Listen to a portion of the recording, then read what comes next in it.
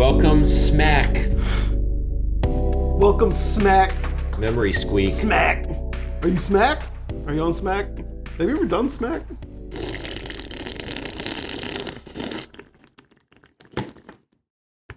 I shouldn't have done that shit. Memory squirt. Ooh. Here we go. Dog, we're back with another motherfucking recording. With another season. We should have... Why do we keep bringing up the double season 4. shit? All right. We should have waited a couple of days we should not until fucking Dog Game came out, but whatever, it's fine. They got a lot coming out. There's a lot of stuff happening. Rhythm Heaven coming out next week too. Did you play the demo? You did. I did. Because I saw the thing. I like the demo. I'm just gonna. Feels good. Let me be real quick. It has nothing to do with the demo actually. Not like the quality of the demo. It has nothing to do with that. So this is Memory Leak. We talk about video games, whatever. This is, what's your name? Benoit. Benoit. All right, and I'm Geron Pitch Black Diesel. And so yesterday was a big fucking storm in the area that we're in. You can probably do a little bit of searching and figure out which one that is. Do it. Find us. That storm meant my power was out. And because the power was out, also I guess the antenna that can reach my house for Verizon and other cell services wasn't reaching. So I had to... Because you were really close to the tornado, so yes, it probably did. It's not a tornado. It was a microburst. I don't know what that means. Huge blast of wind going one direction. Interesting. Yeah. Okay. Which you can, if you go over there and look at it. Yeah. You didn't even said the damn town name. What? Did you say the name of the town? No, I didn't. No? Oh, okay. I must have imagined it. I just said you lived really close to. Yeah. All right, whatever. It's fine. If you go over there, you can see exactly where it went because all the trees that it hit that are still standing are broken in half 90 degrees. Right. And it's just like... Or just completely uprooted, which I've basically never seen. That's what I'm saying. Area. If they're not standing, then they're knocked all the way over. Crazy shit. That area is going to look quite different when all these trees are cleaned up. Yeah. Because it just... A lot of what was hiding the townhouses and shit were those trees. Right. A lot of what was hiding the townhouses from the road specifically was those trees. So you're going to see more sun. It's going to be a little hotter over there because I think they're out of the cover of some shade, but whatever. Because it was because I couldn't get a signal on my phone, I couldn't get any data, and obviously I couldn't get any internet connection because the power was out. So I had to roam around and find a spot so I could communicate out through like I could make calls because somebody called me and came and took a leak because they were in the area and they were like, oh yeah, it's kind of fucked up around here. And let me have some of their sourdough bread. I found the spot and all my notifications started popping at once, and one of them was that the Rhythm Heaven demo was funny. Available. I was like, fuck, I can't play it. I can't download it. You know what else you couldn't download? What? DMC5. You're right, but it's not out yet. Yeah, it is. DMC5 is out. I thought it was coming out at the end of the week, just like Star Fox. I think it came out today. I think it came out the same day as Star Fox, right? I think it's out. Damn. I was going to wait for that to go on sale, mainly because I already have the game on PC. So if I want to play it, I can play it there. But I am going to get it on Switch too. 120 hertz. Yeah, crazy. It's pretty cool. And the VR screen means that even if it bounces around, it'll look steadier. It'll look good. Yeah. But what I also learned is... Yeah, brother, this shit is out. It's out? Yeah, fuck. June 23rd. Damn, fuck. All right, I fucked up on the date. I thought it was the same day as Star Fox. But, so, another thing, though, is that I found out the digital physical situation on Switch. When you buy those physical games, if you've updated them even one time in the past, it's over. They're treated as digital. It's over. You have to... They're basically treated as GameCube cards. Breath of the Wild, I was like, oh, let me pop this into my Switch Lite, begging for an update. It wouldn't even let me start it. I tried to start it with a different profile so it wouldn't have my save data. Like, I made a different empty account on the system. And I was just like, oh, well, that's really, really funny. So if you've connected your shit to the internet even one time, you basically don't even worry about it. It's the same shit. Yeah. Your shit, nowadays, your games are basically held hostage. Sorry.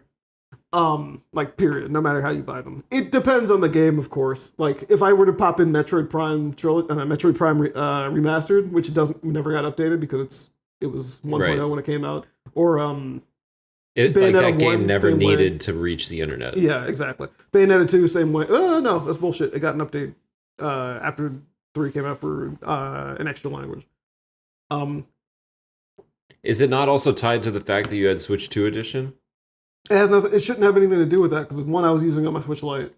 Oh, right. And 2, it's because the Switch game cards can be written to.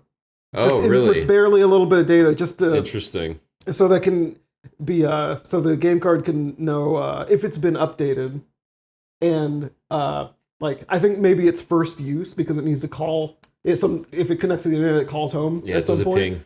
And so yeah, I mean, to be honest with you, these things ain't. It's not a surprise at this point. Yeah, this is just how shit is. It's not even now. just games. It's not just everything. Yeah. Literally everything in the world. Yeah, like in my head, I was like, oh well, I bought these games physically. These should be very easy to just pop in. Pokemon Scarlet worked just fine, but that's because that's really funny. But that's because the Switch Lite is the only system I've played it. Well, that's not true. It's the system I played it the most on, so it's fully updated on that. You know, because anytime I was playing it, for the most part, it was on. Well, and also the Pokemon game's a little weird because they're also like more intentionally designed to be played offline. Like they have the LAN offline mode versus the online mode, and it like changes the profile of the game. Yeah. So that's not too surprising. I did start Crosscode. Oh, because I got you that physically. You got me that physically, and I was like, oh, this is a perfect time to start this. Though I can tell that it needs an update. It asks for one, but without the update, the game was completely playable. Did you play it on your Switch too? I played it on my Switch Lite. Because the Switch Lite it's in my bedroom. I know, but it's just there's a few little hiccups. Few little frame hiccups that get completely smoothed out on Switch. So now since I've started it, the save data is in the cloud. I just there you go. Going there. There you go. But that was interesting to me. I think how far did you get in Crosscode? I wouldn't be able to tell you how far I got. That was like the last thing I touched before I went to sleep. Oh, okay. I think it was maybe about an hour. It's a little bit of a slow ramp. Yeah. But I'm telling you, if you get to that first dungeon, the first real dungeon, not the tutorial. I did the tutorial. Yeah. The tutorial is cute, you know. It's like kind of shows you a little small taste of what you can expect. But I think the puzzles in the first real dungeon is like, oh yeah, they thought about this one. Okay, but I mean, yeah, it's waiting for me to continue. But yeah, so just to finish the thought, I think I've started saying this a few times, but to finish the thought, trying to combat this like digital future with physical is so. It ain't happen, bro. If you connect the shit to the internet one time, it's total performativeness. Yeah. I hate to say it. I understand that your heart is in the right place, and I know that you want things to be a certain way, but like performatively declaring that you're not going to support things that are digital or like not. I can understand not wanting to buy a game key card. Yeah, I can understand. I haven't bought any fucking game. I've never bought a game key card. I personally have no reason to ever buy a game key card. Same, and they served their purpose by being like, oh, I'm really not going to buy this fucking resellable thing. I'm just going to get this shit digitally entirely. I might change my mind once Pierce is of gaming age. Sure, so you can hand it to him. Or like if he has a sibling at some point. Oh, I didn't think that. Having more than one copy that you can like transfer. Yeah. You know, rather than it being locked to a particular account. Yeah. There's value in that. There's real value in that. Yeah. But yeah, I mean, that's just kind of the reality now is that all physical games, and it's also like people have said it before, but I don't know why like the gamers online want to put their head in the sand. It's like there's a performance issue with cartridges. Like they're not fast enough for some games. Yeah, even the game cards they're fast. But they're like faster than a disc, sure. They're faster than reading for a disc, but they're still slower than the game being on reading internal from memory. Storage at this point. Right. Like even an SD card in some cases. Right. So it's just like, it's becoming an antiquated it's just storage medium, which sucks. It's so annoying because people will be like, well, Cyberpunk ran it, so there's no excuse. It's like, the game is designed a certain way, you know? You can take it up with the developers but like trying to undo that could mean a full game rewrite. Yeah, exactly. Like, it's just not realistic and not reasonable to demand that these things be physically written onto a device that you own. And and that's not even talking about this is gonna sound performative from me, but whatever. Like the environmental impact. I know there's an environmental impact with being connected to the internet in the first place. Everything is a fucking environment. Exactly. There's being alive as a human being in 2026 in a Western civilization is the ultimate negative impact on the Like it's just it's just like at this point it's literally preference. There's no you're not doing anything to benefit one or the other. It's all about benefiting yourself. And once you realize it's just about okay, I like having a physical thing just because I like having it, and it's not some kind of like moral quandary that you're going through, then you're better off. It's just funny as shit to me that I was like, oh, I can't even play this fucking game I bought 9 years ago because it's yelling back at me. I do wonder though if I can use my home media server and back all my fucking games up. I mean, they'd have to be decrypted, I guess, and jailbroken. Yeah, you'd probably have to get it cracked. You'd have to do that and then have a modified console to even use the things in the first place once you were to... I'm not even thinking about a modified console. I'm more just thinking like at some point 20 years down the road when like the consoles themselves basically don't work because they're like degraded. The parts are degraded. Nothing's accessible. Sure, yeah. You know, how do the games still retain their playability? And even still, flash memory, like how we use on the game cards, is not as stable. No, that's why I want the media server. Yeah, that's what I'm saying. Get that shit backed up, put it on a different device. Yeah. Right? Whether it's a computer or, you know, one of these funny handhelds. Yeah. But like backing up on an optical archival disc is outside of it getting damaged or something, is a little bit more reliable than like if you intend for it on cold storage. I have obviously it's not archival media specifically, but I do have my cartridge based games all on a disc. Yeah. On discs that I can just pop in and it's all there.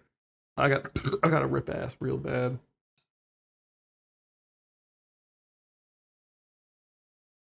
Okay. That wasn't that bad. That wasn't that bad. It's probably gonna smell fucking terrible. It's not. It wasn't even hot. But regardless, all right. That was stuff that I learned in the middle of the darkness. Well, that's funny. That's a funny learning that we can all take forward. All right. Fucking so what else? What are we on? What do we want to talk about? There's a new cube-shaped thing that we know more about now. Yeah, let me real quick talk about Donkey Kong. Oh, okay, yeah, go ahead. So Nintendo released these funny little challenges, these DK challenges, where it's like, oh, they'll place you directly into a particular moment of a particular retro game that you get to play through and get a little digital card. Yeah. Temporarily. Yeah. To mark that you did a thing in a retro game. And it's kind of fun. I kind of like a reason to go back and play an old game that I like a lot. Yeah. So, hell, it got me to play some Donkey Kong 3, which I would never play otherwise. That's the one with the bug Stanley spray? And the bug spray, yeah. You spray fucking DK's balls. Yeah. I was like, why the fuck y'all make this? But, yeah. So I like it for that. Some people were saying like, oh, this is how Nintendo's going to test out and implement achievements. It's like, I don't know about all that. Yeah. Like, maybe there is something tied to Virtual Console specifically.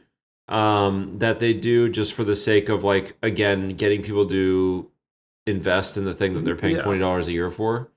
So I could see that, right? Like they obviously have the numbers, and I have to imagine because I think this is true of all of their Virtual Console offerings, which is why it's always such a mixed amount of support, is that people say they want it, and then they never really actually engage with it, at least not at the level that they always... That social media makes it think it's going to happen. Because sometimes they get what they're asking for, then their response is then to complain about it and then not engage with it. Right. Their engagement is complaining about it. It's like, all right, well, so you didn't want it in the first place.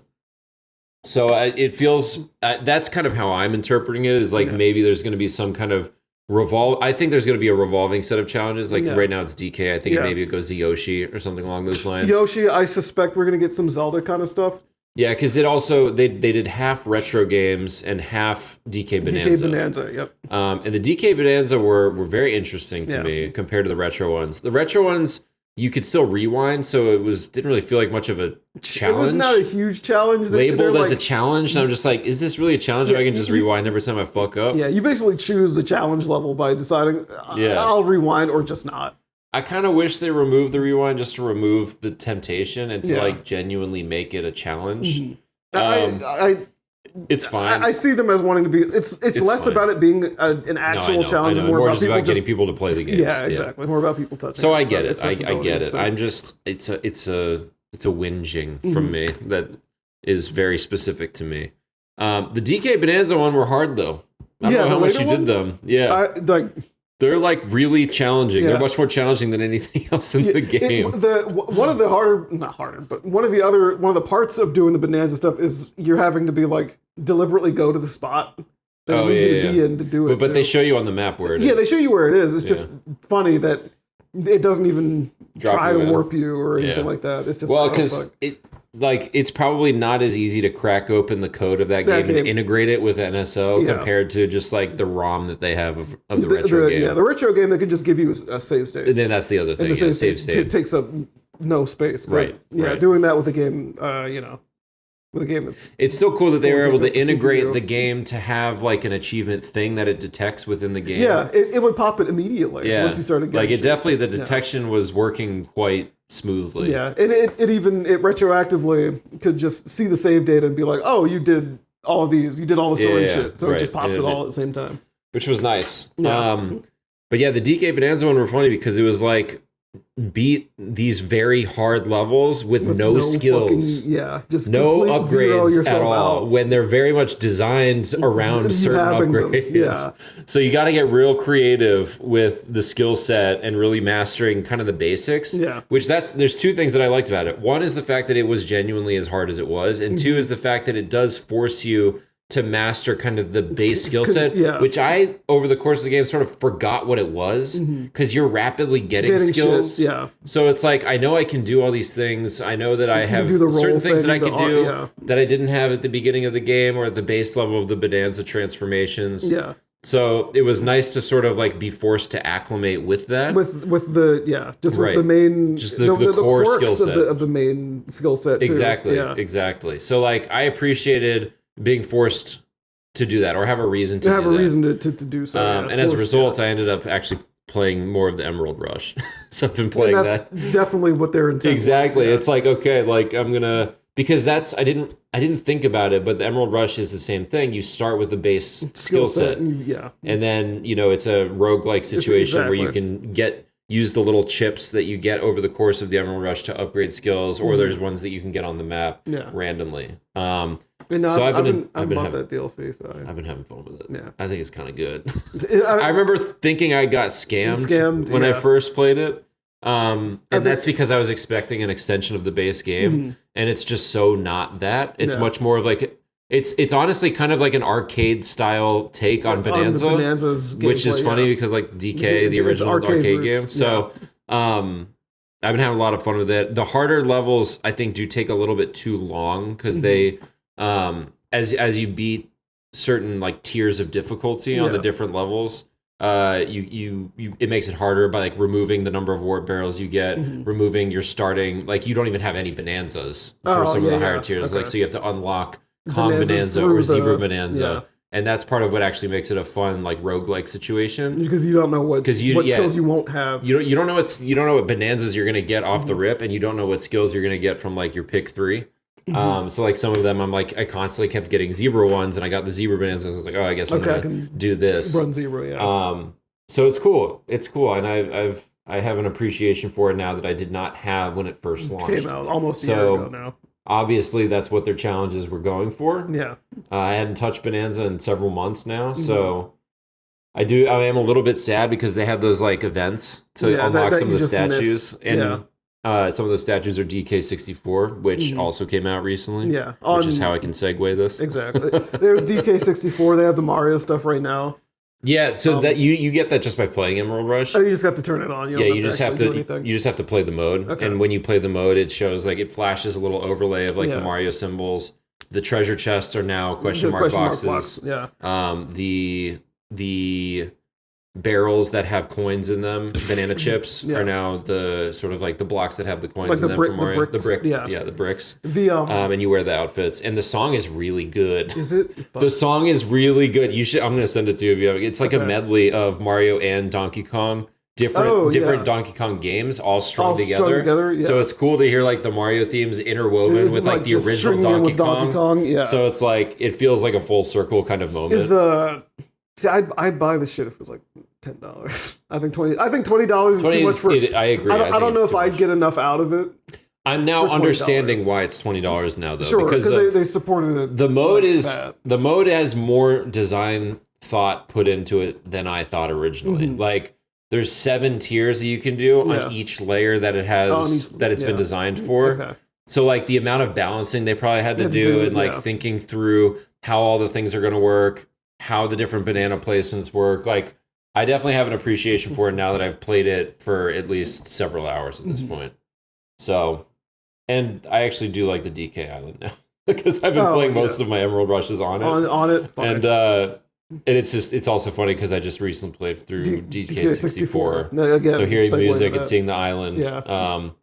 Yeah. So going back to DK64, right? Mm-hmm. So it launched recently, and just a little bit of my own personal exposure to DK64 and how it's evolved over the years. Yeah. So obviously it came out in 99. And I got it in 2000. Okay. Or right before 2000 because it was Christmas 99. Yeah. I remember playing at my friend's house, playing through Jungle Japes, starting to unlock the characters, and I was like, oh, it's got characters.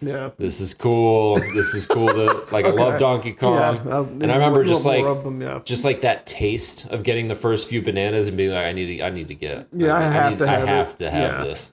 So that was like the only thing I asked for Christmas that year. And I remember picking up the strategy guide from like the grocery store on like the magazine rack. Yeah. And my parents were like, why are you getting that? You don't even have that game yet. And I was like come on. Okay. Yeah, all right. So I remember playing it. I remember generally liking it a lot. I don't really remember being frustrated as a child, which is kind of interesting because... You know, replaying it later on the Wii U on the Virtual Console, I got very frustrated for a lot of reasons. Yeah, playing N64 games on Wii U is an awful experience. It was an awful experience. They look bad, they feel bad, they're laggy as shit. Anything that might be wrong with the game is exacerbated when you play it on Wii U. Right. Like even Mario 64, the annoying shit about it becomes almost insurmountable if I were to give it a new player because of the fucking input lag. Just that fucks it all up. The input lag, just like the throw distance on the sticks, is not good. Right. The control layout, because you don't have the option of picking up a fucking N64 controller for it. And in DK64 specifically, there are more than one golden bananas that you have to collect that are built around the frame rate of the N64, like on cart. Yeah. And in later games that are emulated, it gets really fucked up, and they're basically impossible to complete. It's too fast. It's literally like the things that you have to do and the way that the game engine is rendering the animations, it's like not completable. Right. Yeah. Which is funny.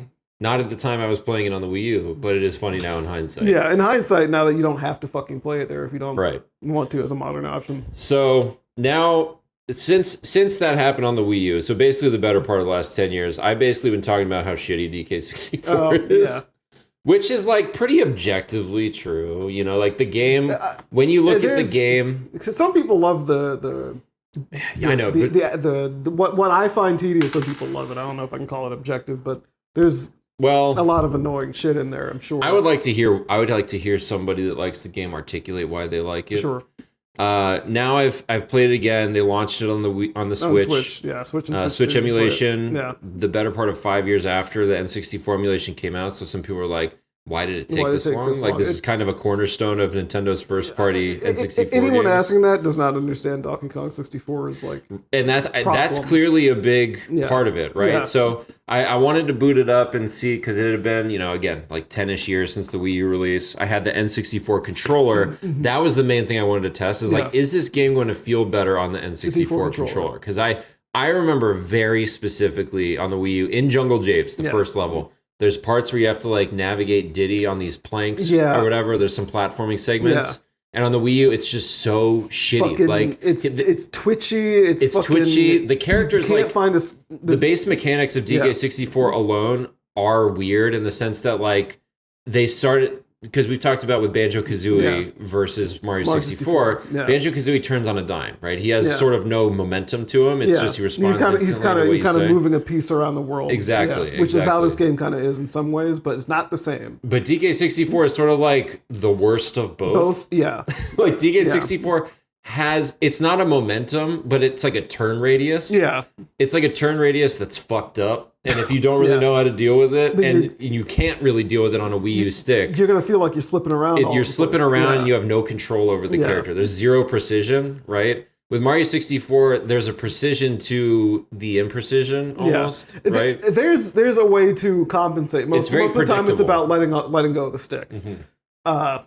Which, once you get in the habit of letting go of the stick in Mario 64, it's easier to control. So, like, the first thing I noticed picking it up with my N64 controller is it just felt instantly better. I was like, okay, obviously this is how the game was meant to be played. With the right throw distance on the stick, the ability to like tiptoe correctly, turn slowly if you need, if you're like standing in a specific spot or trying to go on a skinny the feel play. Of the stick, you need to be able to feel It's so critical to the gameplay experience. Like it's the same thing with F-Zero X. It's totally designed around that controller, that shape, that controller shape. That's the way the stick is built. Everything.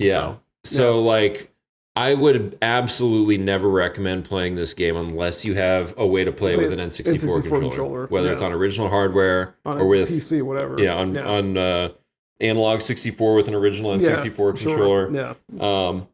Or on Switch Online. Also, the emulation is way better. There's a test that people look at, and they do a comparison in the title screen as part of sort of like the demo character, like the AI character. Like if it stays in sync, because when they fall there's a specific sync where Donkey Kong climbs up a vine and he jumps on the thing and he swings. And in most forms of emulation, whether it's like a fan emulator, or Project 64 or whatever, or the Wii U, he doesn't make it across the vines. I was like, this is ridiculous. Which is really funny. Happening. Which is really funny that's like, it's not like a pre-rendered It's not pre-rendered. It's just running It's just the game. in-engine, the inputs going through and getting fucked up because the emulation was not precise enough. So that was the first thing that people identified as like, there's care put into this version of the game. They're trying to keep there's an amount of care. There's an amount of attention to detail, and that's why it took 5 years for this to come out. And I think there's something with it being NERD, like nerd, that makes this emulator, them being European and Donkey Kong 64 being a European game. There's probably some kind of like pride and ego. We have to give a shit about this. We got to do it right for our boys. Because it's totally different from fucking Pilot Wing 64, which they just kind of threw it on there. It's like, does it work? And it runs at a really high frame rate because it was always unlocked, and it just they didn't do the N64 Pilot Wings. Pilot Wing 64. Oh, is that version on NSO like fucked up? The version on NSO, it's fucked up in the way that like it's completely playable, but it runs at a high frame rate, which would look good to somebody that doesn't know how the game's supposed to work. But it's because the game is like, that frame rate is held back by the N64. Right. And the game is partly designed that way. Right. But at the same time, that game is made by a company that Nintendo just has no association with anymore. So it's not like they were going to call them in to fix it. I see. Like call them in to like consult on it or anything. So I'd be like, what do we need to care about? Yeah, like what's fucked up here? Like nothing. Does it work? Okay. Yeah. So the emulation of the game is good. The N64 controller for NSO is good. The golden bananas that were fucked up before, like the two specifically that I'm thinking of, there's a mini game where you've got 6 characters. You have to shoot the golden banana. Yeah. And for whatever reason, in later stages, the difficulty gets to the point where it's switching the banana quickly. Yeah. But like there's slowdown in the mode on the original N64. Like there's slowdown with like the shooting of the cannon and when the thing is switching, and it's like just precise enough. It humanly possible. And in the NSO version, you can actually tell because the game's running so well for the most part of the game. They're intentionally slowing the game down. They have a switch to be like, run they have like a frame limiter to Yeah. run it at like 20 frames per second or something, or maybe even less. Yeah, there's probably a flag that says run this at 10 FPS. Like the game feels slower and sluggish, but like doable, right? It's still hard. It probably feels comparable to how it felt on the N64. Yeah. Because it's like if you're not hitting it within like, you know, half a second or something, you're gonna miss it. Too fucking slow, yeah. So that was resolved, and then the other one is there's a banana with like these targets that are hidden behind a spinner. Yep. And the spinner was like out of sync with the timer that you had to do it in. Yeah. And you couldn't hit the targets enough times to clear the banana and with how fast the timer was counting down. Yeah. So that was like very easy to do on the NSO version. Like not hard at all. And I was like, oh shit. They compensated. This is what it's supposed to be. So I'm sure there was a lot of like playing through the entire game. Yeah. Looking for those trouble sections the and being out like, of it. Yeah. Seeing them and being like, what do we need to do to make this humanly possible like it was on N64? And I will say they I did 100% it. Yeah, that's freak show stuff. Because it's not a fun game to 100%. Yeah, it's not at all. I've seen Hell, and Hell's name is Beaver Bother. Yeah, everybody. Beaver Bother is still fucked up as shit. But that's just because it was fucked up in the first place. It's still fucked up. Yeah. That's basically what I'm here to report. Like, there's the still fucked up beavers that get stuck on the edge, and you have to like keep like weaving them over. Around, yeah. It's still bad. That's still bad. And there's two of them back to back in Creepy Castle. It's painful. I don't know what the thinking there was. I mean, whoever play tested that on the original version should actually be taken out back and shot. Or at least, you know, not have a job anymore. Yeah. My assumption is that game needed to come out. I'm sure. They were like, this needs to come out by Christmas. Yeah. It has to come out. So their concession for that was put this shit in here. Can someone finish it? If the answer was yes, then it shipped. I mean, Tip Top is bad. Don't get me wrong. Yeah. Or whatever the fucking Tip-Top, beetle. You mean Tip Top's in Banjo. Yeah, Tip Top's Banjo. Whatever the fucking beetle's called. There's a beetle that you have to race and pick up the fucking coins at the same time. And both times is just total misery. Yeah. There's some bad mini games in that game, but the mini games are the worst of it. Some of the mini games, some of them are harmless. But let's harmless. Let's talk about the actual game design. Sure. Yeah. All right. So the game is very different from Banjo-Kazooie and Mario 64 because despite what you might think a DK64 game being, there's not much platforming. There isn't much platforming. There's very little platforming. It's about walking to things. It's about walking to things. Yeah. It's about choosing the right person for the right segment. Pick up the thing. Yeah. And you're really just going to a place. You're walking to a place and letting an animation happen. Yeah, for lack of a better way to put it. It's basically just doing chores. That's what I was going to say. It's doing chores. You're absolutely doing chores. You're basically just doing chores. Here's the thing. Sure. Here's what I'm going to say, and I'm going to come to bat for. I think of all these N64 games getting remade, Ocarina of Time, Star Fox 64, this is the game that really should be remade. Yeah. And it's actually very close to being a good game. And here's why. This game is positioned as an open zone sandbox platformer akin to Banjo-Kazooie, Banjo-Tooie, Mario 64, but it's not. It's more designed, the design philosophy is much more akin to a Metroidvania. Yes, correct. Did you know this? Huh? You thought about this? Yeah. All of the things about a Metroidvania are basically present in Donkey Kong 64. In the first world, in the very first world, you can feel it. If you're thinking about like what is this game like, you can feel it right the moment you get Diddy Kong.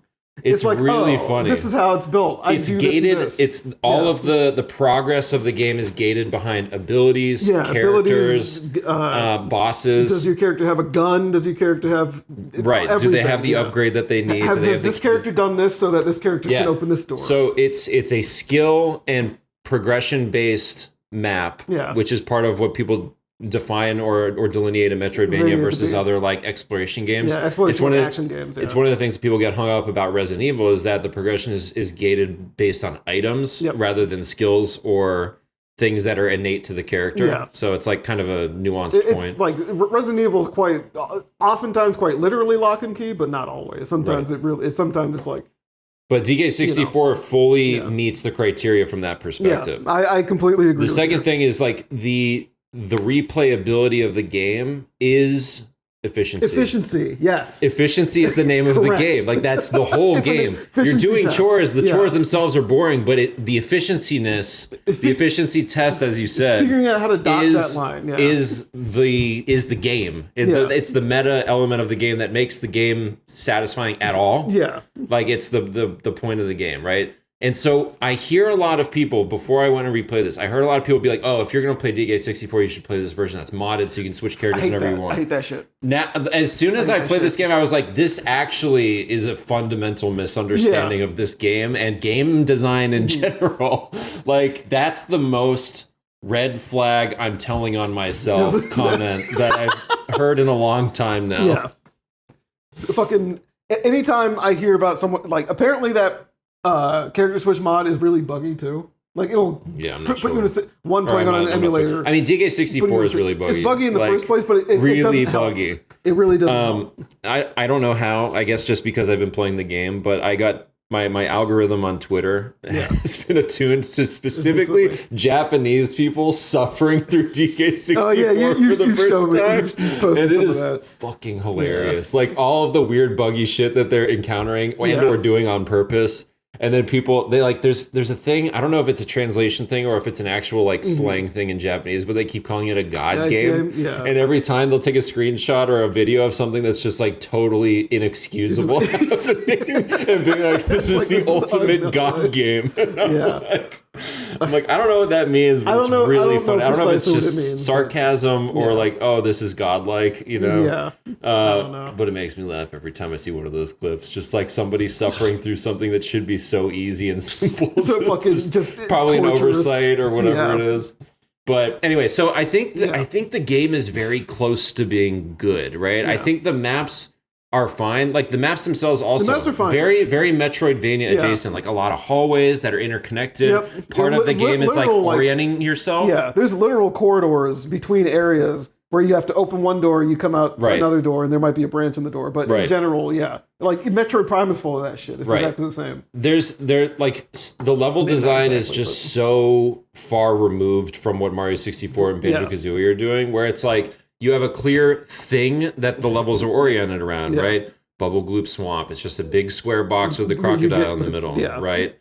Or Sandy Treasure Trove Cove. Treasure Trove Cove. You got the big thing in the middle. You got the pirate ship. Yeah, and it's the pirate ship, the stuff tower, around it, right? Like you always know where you are because you can see the landmarks. Yeah. But DK64 is like so the opposite. It's all caves that are interconnected and walkways, and they all look the same, and you don't know where the fuck you're going. Yeah. And some people would be annoyed by that, and they would if they're again comparing it to other open zone, puzzle platformer games like Mario 64 and DK64. So I think if somebody were to take this game, lean into the Metroidvania elements of it, design the bananas and the objectives around that, or maybe even just alter them altogether to just be something more interesting from a gameplay perspective.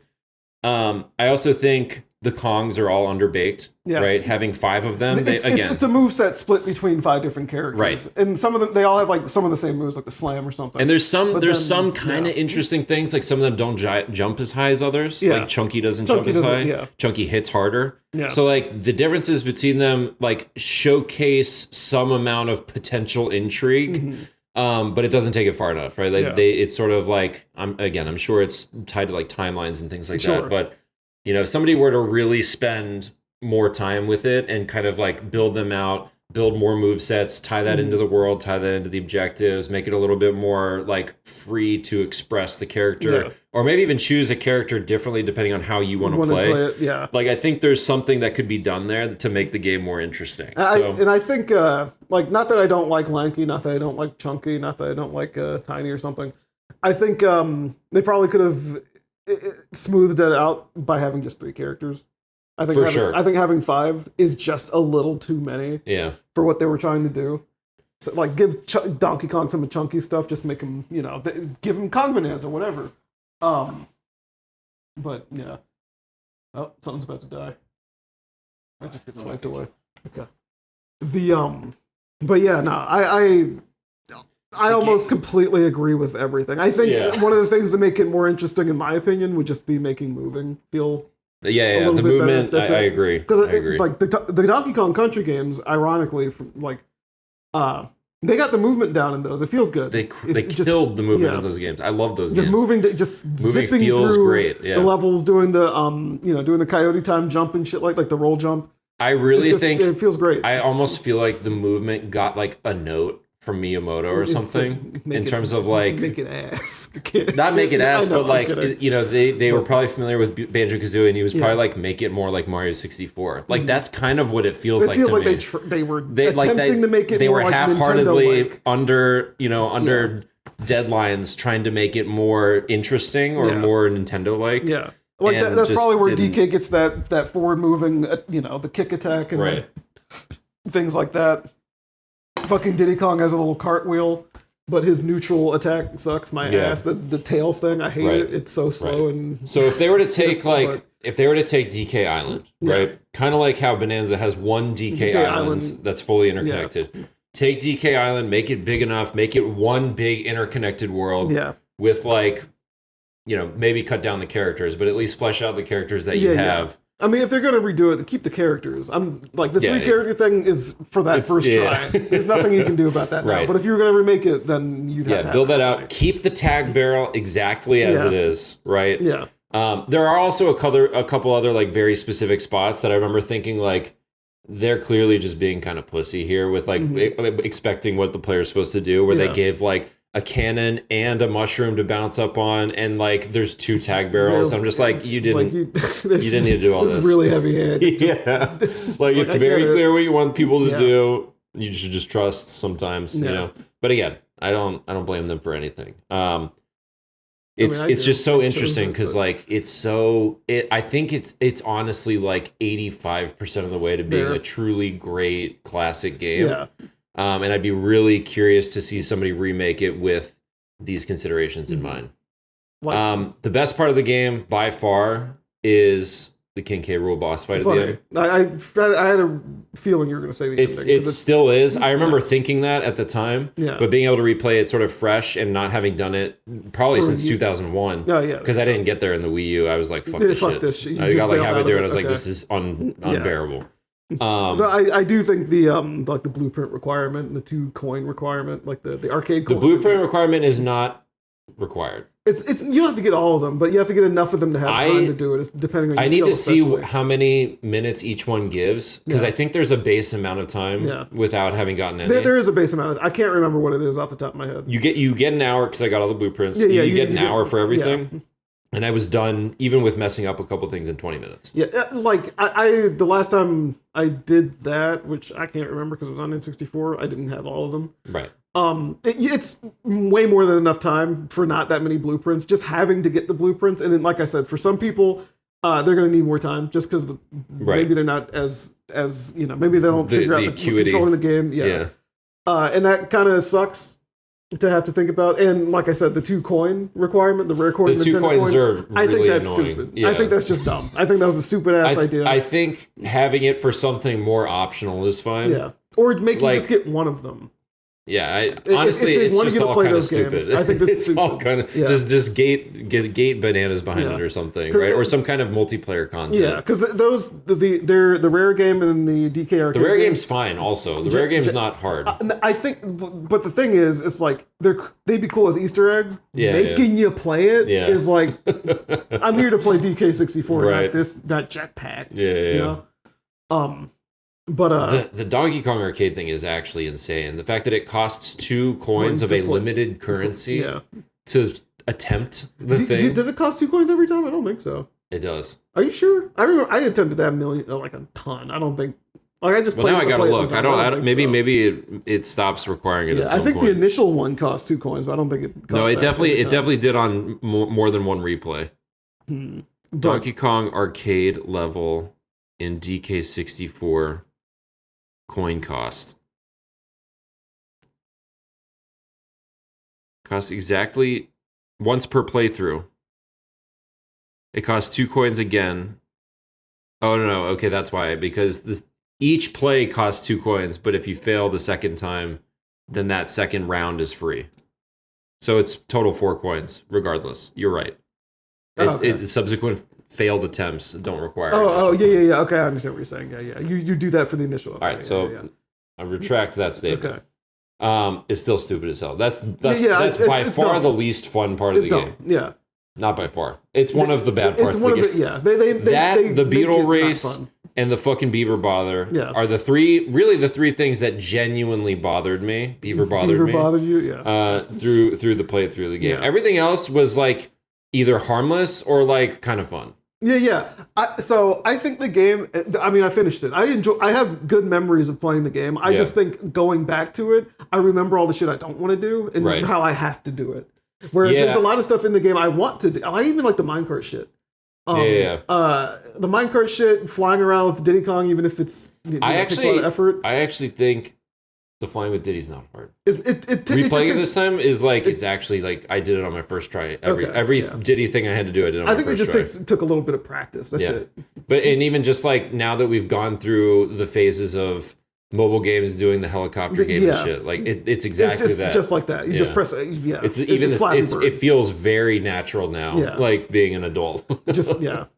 Fucking like I think DK64 gets a bad rap for things that it doesn't deserve it for, but I think it doesn't get a bad rap for the things that it needs it for. I agree. That's for sure. Dude, the tag barrel thing is I actually thought I was going insane because I was like, this is the fun part of the game. It's like learning the routes or like. And it's the part that has the most design intent. It's like you can see where the characters are going to have bananas because that's where their colored bananas are. Yeah. So they're leading you with the correct breadcrumbs to the areas that you need to go in, so you're not stuck wandering around wondering where are my 5 bananas. Right. Like it's the only part of the game that makes sense. Yeah. It's like it's very strange to me that people want to get rid of the tag barrel. The whole if anyone, it's one of those mods that, like you said, it misunderstands the game. Yeah. And like if you're playing it that way, you're not even playing the game anymore. You know what I mean?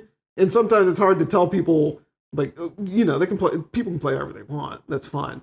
But it's like when it's the same thing when people play the PC port or the PC like reproduction of the CDI Zelda games, and then they say they've played it. It's like, it wasn't that bad. It's like, dog, you didn't play it. Yeah. You played something totally different. You played a gross facsimile of the original game. You had fun. Great. I'm glad you enjoyed yourself. Do not tell people that these games aren't that bad because you did not play them. Yeah. Period. What you played exists because the games are that bad. Yeah. It's interesting. Yeah, no. Did you have anything else to say specifically about DK64, or is your? I don't think so. Again, I think the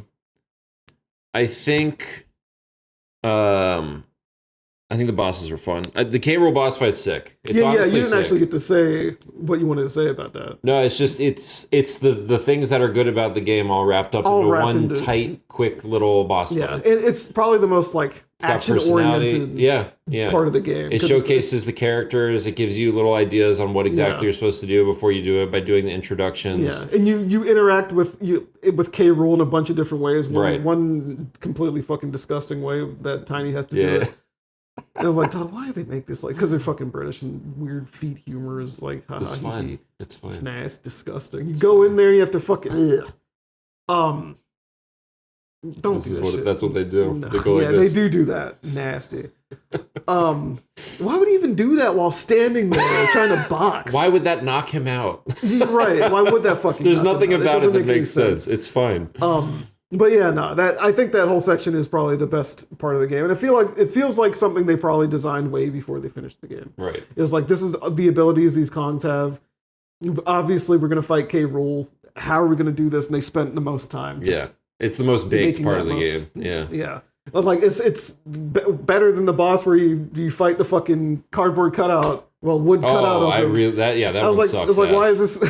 Like, yeah, the creepy castle boss fight sucks ass. Yeah, it's like, what's this?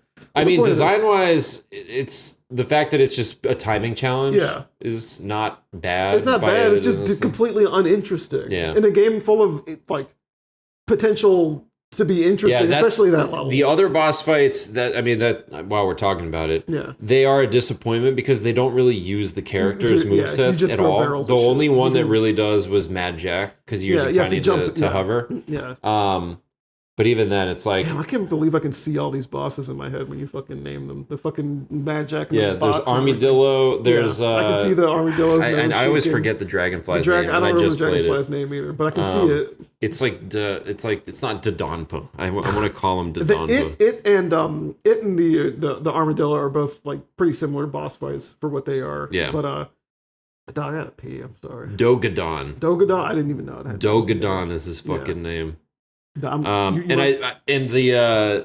was it? The boss Fugu or whatever it's called. The pufferfish. Yeah.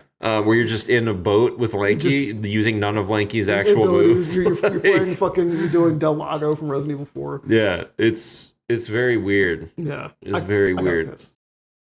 Star Fox ain't out yet. That's true. I can play it tomorrow night, but not tonight.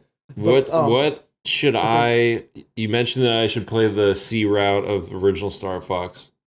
And I'm guessing I should play Star Fox 64. You should play the third route of the original Star Fox. It's specifically just to hear the Fortuna's music.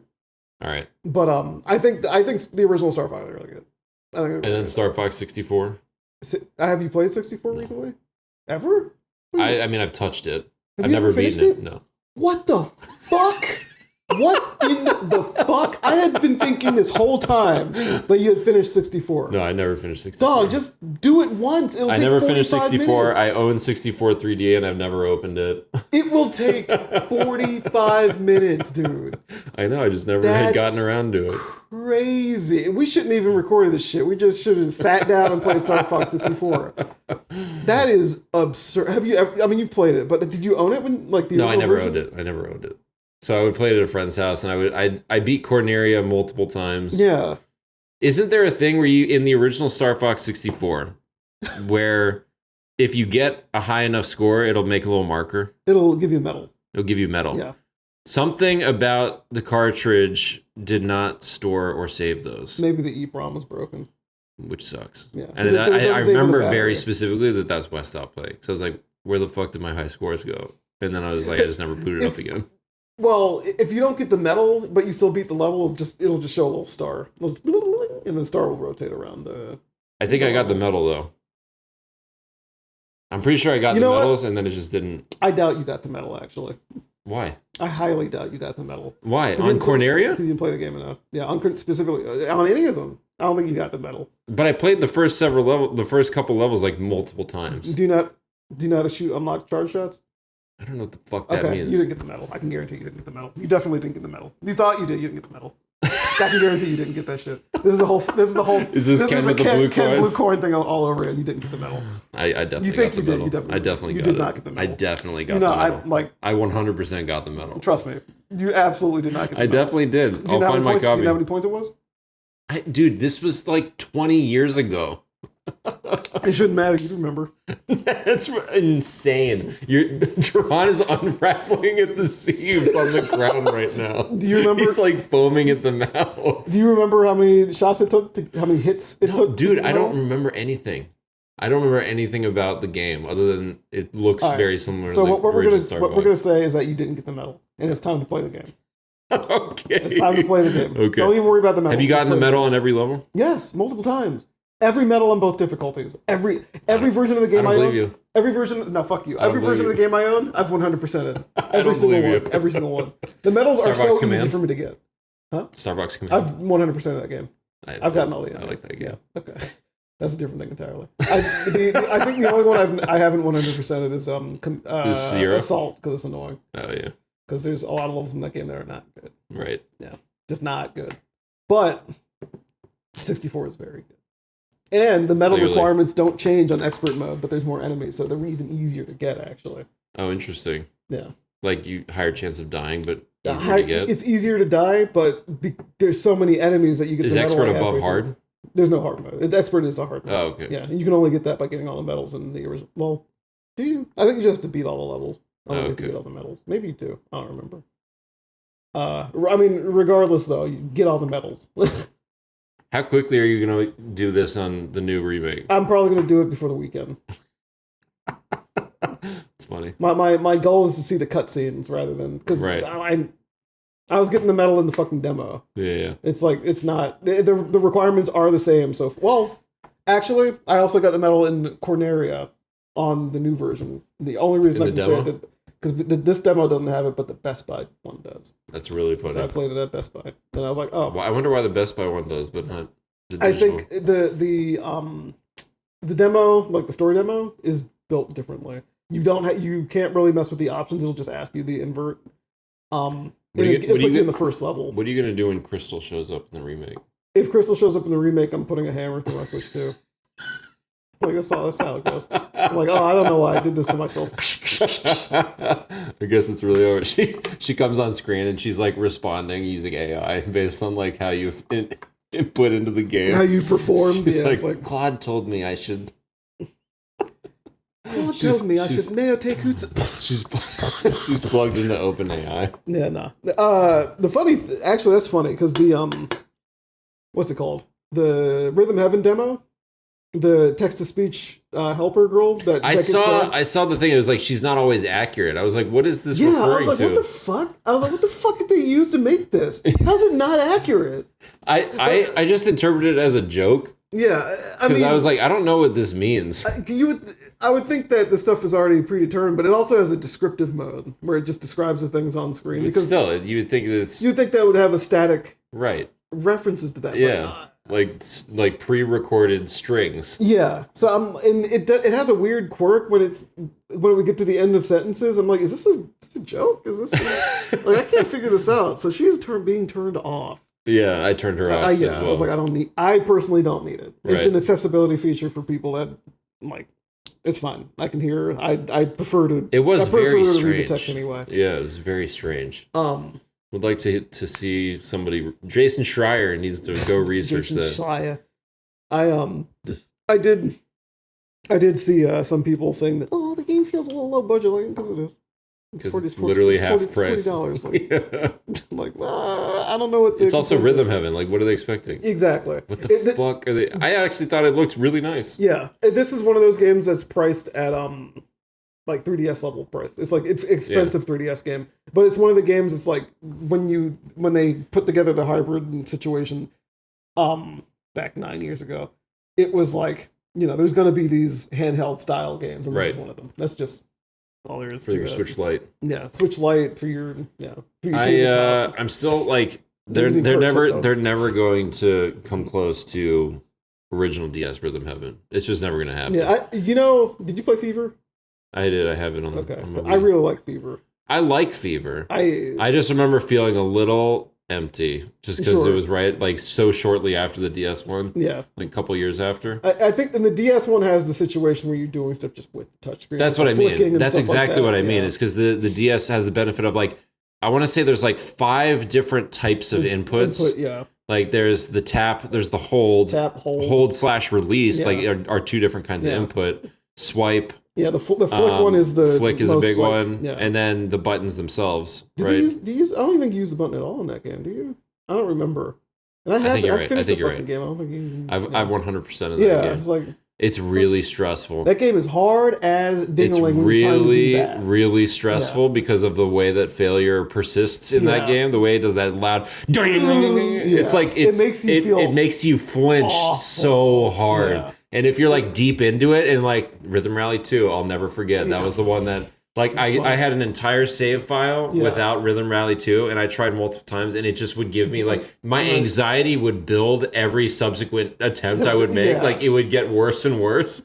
And so eventually I just like did a new save file with a friend because like he was playing through the game. I was like, I'm just gonna do a new save file for fun. Yeah. And like we were going through the game.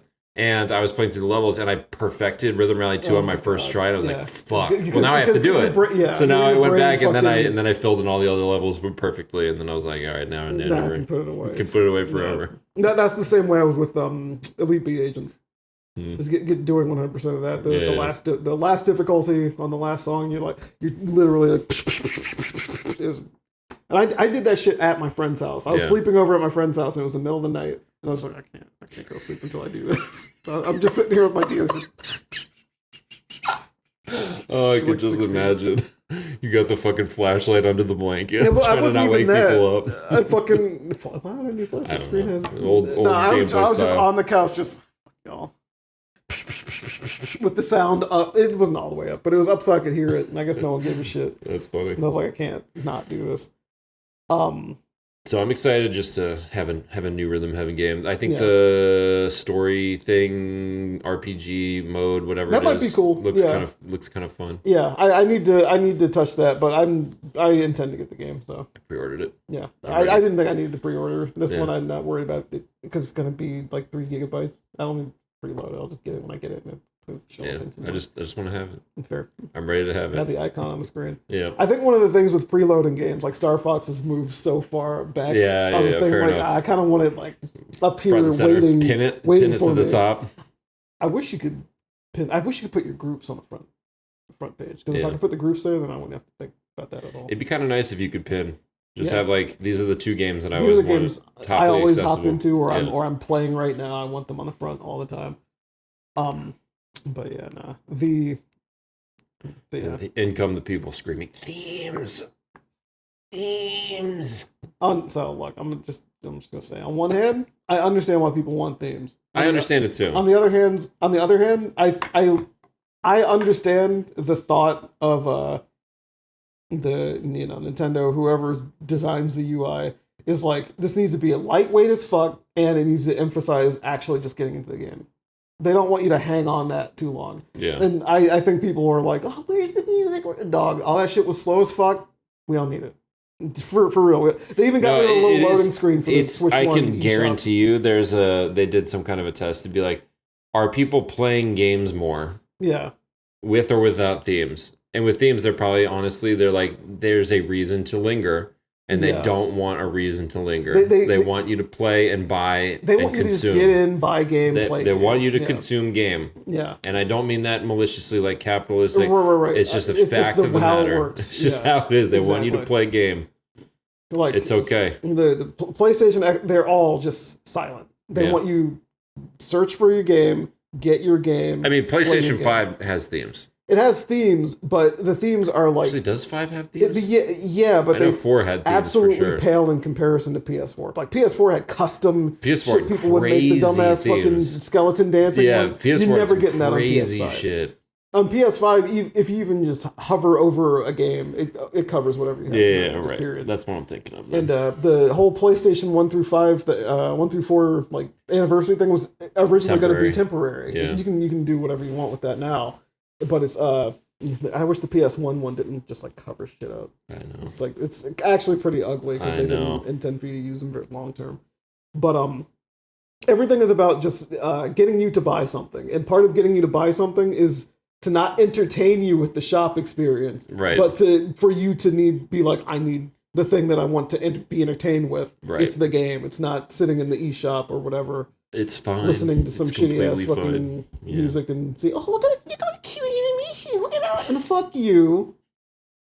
Install the game.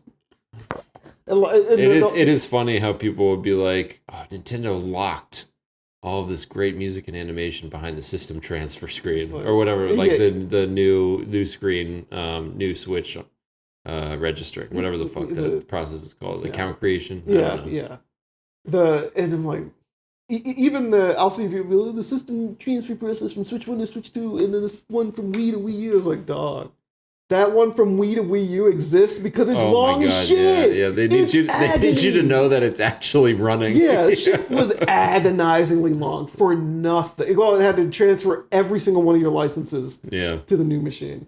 And it had a bit rate of like fucking kilobytes. Piss ass, especially on launch day where everything was like not working, updates weren't working, all that kind of shit.